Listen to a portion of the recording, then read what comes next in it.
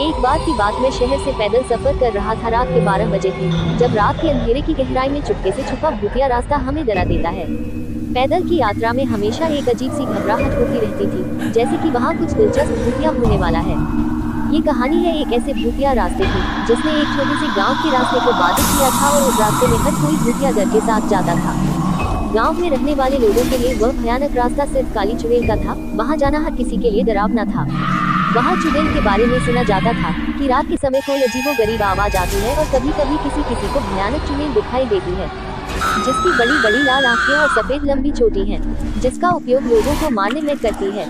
इस गांव का नाम था रामपुर, एक छोटा सा गांव जो अपने आप में बहुत ही शांतिपूर्ण और भयानक था।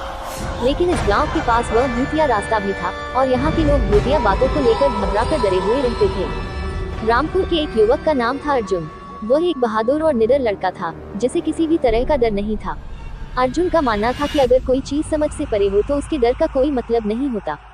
एक दिन अर्जुन ने अपने दोस्तों से इस भूतिया रास्ते के बारे में सुना। उसके दोस्तों ने भी उसे चुड़ैल से डराया, पर अर्जुन को डर की कोई परवाह नहीं थी। उसने निश्चित किया कि वो उस रास्ते पर एक बार जरूर जाएगा। रात के समय जब सभी सो रहे थे, अर्जुन ने अपने रात्रि का सामान संग लेकर रास्ते की ओर अपना कदम बढ़ाया।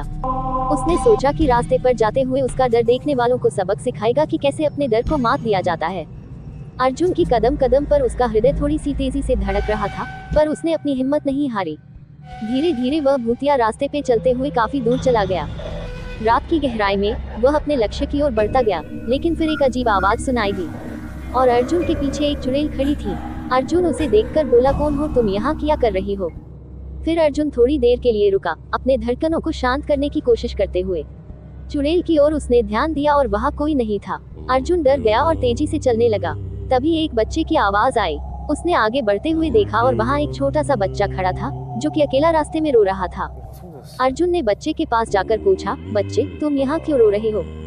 बच्चा धीरे धीरे अपनी आंसुओं को पोंछते हुए बोला, मेरे गांव में रात को एक डरावनी चुड़ैल की आवाज सुनाई दी, और मेरे परिवार को कुछ हो गया है, और मैं अपने परिवार की मदद के लिए आया हूँ। अर्जुन को बच्चे की बात पर दुख हुआ, और उसने उसे संभालते हुए कहा, मैं तुम्हारे साथ आऊंगा, हम साथ में तुम्हारे परिवार की मदद करेंगे। बच्चे ने आभार व्यक्त किया और अर्जुन के साथ चलने लगा। दोनों ने रास्ते पर चलते हुए बच्चे के गांव में प्रवेश किया। तभी चुड़ैल की भयानक आवाज आई। चुड़ैल सामने खड़ी थी, और हवा तेजी से चल रही थी। वहाँ का माहौल बहुत भयानक था। जब वे गांव पहुँचे तो वहाँ के माहौल ने अर्जुन को हैरान कर दिया। सभी घरों के दरवाजे बंद थे, और गांव सूना सा लग रहा था। बच्चे ने अपने घर की ओर कदम बढ़ाए, और अर्जुन उसके पीछे पीछे चलते हुए गया। जब वे बच्चे के घर पहुँचे तो वहाँ का माहौल अर्जुन के हृदय को छू गया।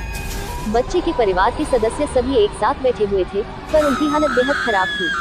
वे सभी डरे हुए थे। उन्होंने बताया कि यहाँ भयानक चुड़ैल का साया है। अर्जुन भी डरने लगा था। अर्जुन ने तुरंत बच्चे के परिवार की मदद की, और सभी को एक सुरक्षित स्थान पर ले जाकर उन्हें तांत्रिक की सहायता दिलाई, और उस चुड़ैल को हमेशा के लिए मुक्ति दिलाई। बच्चे का परिवार उसकी मदद के लिए आभारी था, और उन्होंने उसे धन्यवाद दिया। जब बच्चे के परिवार को चुड़ैल के भयानकता से राहत मिली तो उन्होंने अर्जुन को धन्यवाद और आभार व्यक्त किया। अर्जुन को बच्चे के परिवार की मदद करके अत्यंत खुशी हुई, और उसने महसूस किया कि अपने डर को पार करने से कितना अच्छा लगता है। उस दिन के बाद गांव के लोगों में से चुड़ैल का खौफ खत्म हो गया। अर्जुन की बहादुरी और उसकी निस्सहायता को देखकर आश्चर्य